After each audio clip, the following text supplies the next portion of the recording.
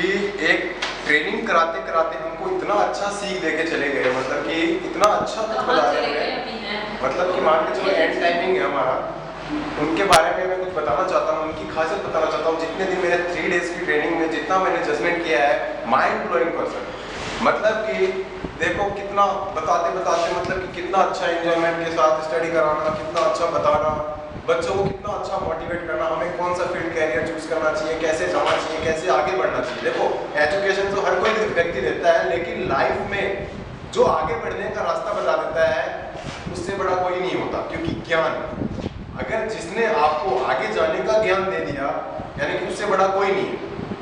और ये हमारे वेद के अंदर, शास्त्रों के अंदर लिखा हुआ है कि जिसके पास ज्ञान है वो सर्वश्रेष्ठ है। जैसे कि एक संस्कृत में श्लोक सुनाता हूं मैं आपको। कहा गया है, विद्वत्वं च नृपत्वं च नैव तुल्यं कदाचन स्वदेशे पूज्यते राजा विद्वान सर्वत्र पूज्यते। यानी कि राजा में और विद्वान में कभी तुलना नहीं की जा सकती। क्यों?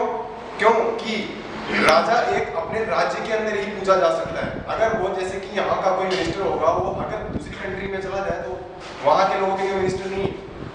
लेकिन विद्वान अगर उसके पास एजुकेशन है तो यहाँ भी विद्वता है उसके अंदर, और जाके अपने आउट ऑफ कंट्री भी अपनी विद्वता बता सकता है। जैसे कि एग्जाम्पल को मैं राजेश जी को बताना चाहूंगा, इतना अच्छा बताया मुझे, इतना अच्छा बताया कि मैं लाइफ में कभी इनको मैं भूल नहीं पाऊंगा।